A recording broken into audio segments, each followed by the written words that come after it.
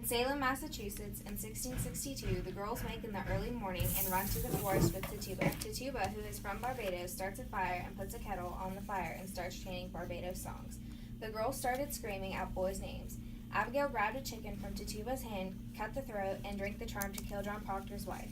Reverend Parris watched the girls as they were dancing. He jumped out from the bushes and frightened the girls, and they ran off back to town.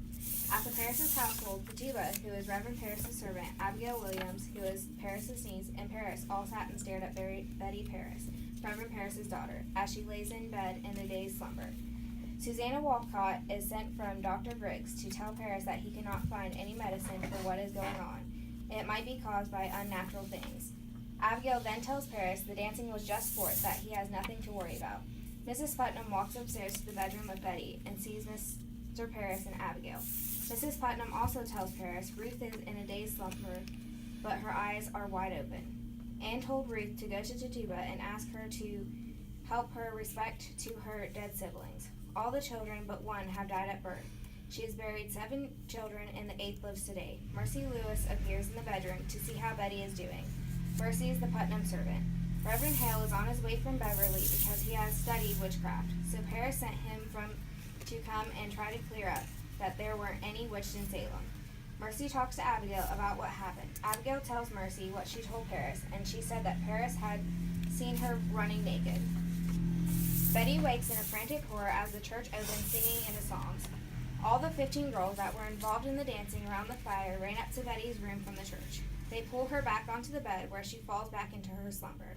The girls start talking about what happened on the night, and Abigail tells them if they say a word about what had happened, then she would come in the middle of the night and kill all of them. Hale arrives as John Proctor does. John helps carry his heavy books into the Parris household. Hale talks to Parris, Putnam, and Giles Corey. As all this is going on, John Proctor is outside with Abigail, telling her that the affair between the two of them is over. Hale talks to Tituba about conjuring spirits with the girls. Tituba admits to conjuring the spirits and asks for forgiveness. Then all the girls leave, and Hale questions them.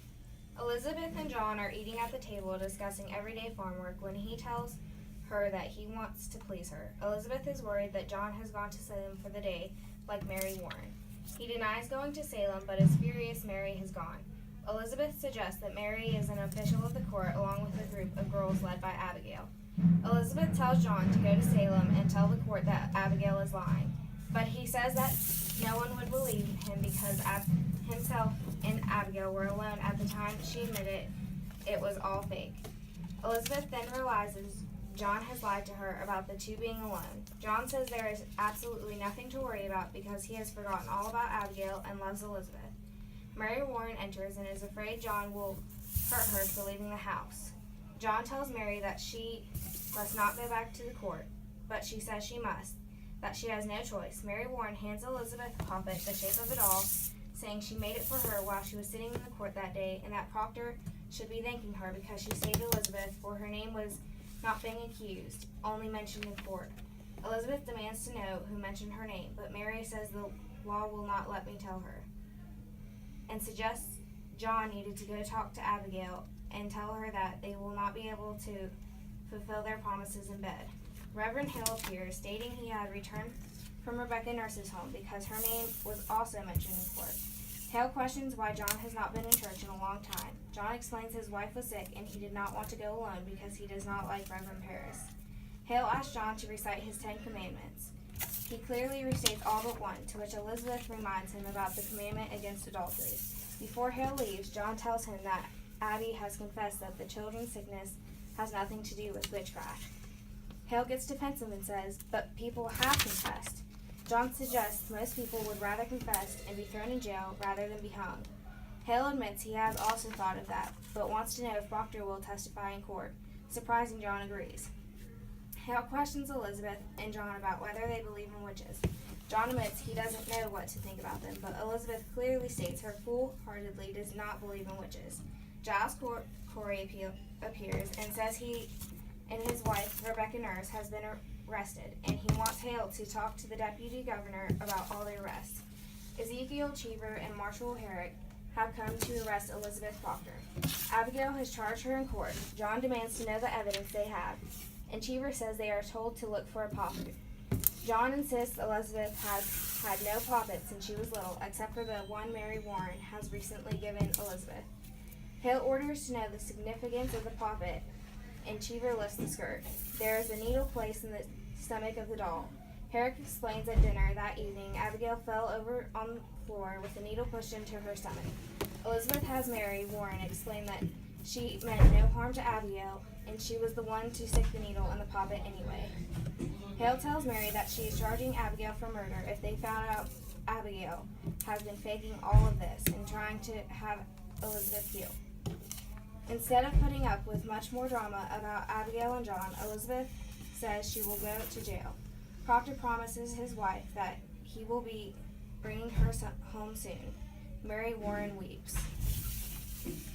Corey is accused of witchcraft in court. Giles Corey comes to the court with evidence that his wife is not a witch, saying she only reads books at night. He had never accused her of witchcraft.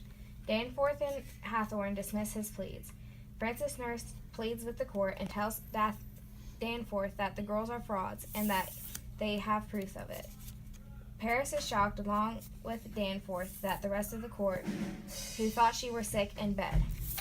John Proctor introduces himself to the court.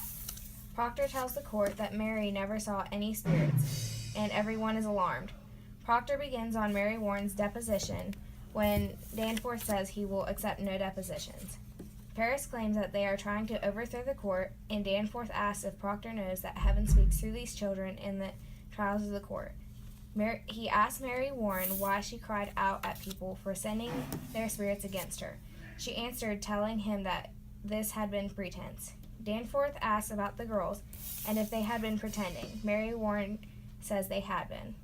Danforth wants Proctor to know his evidence is true if he would announce his proof in the public court and his purpose to free his wife.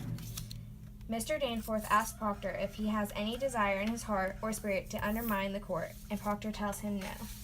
Mr. Cheever steps forward and tells Danforth and the court that John, when they came to take his wife, cursed the court and ripped his warrant.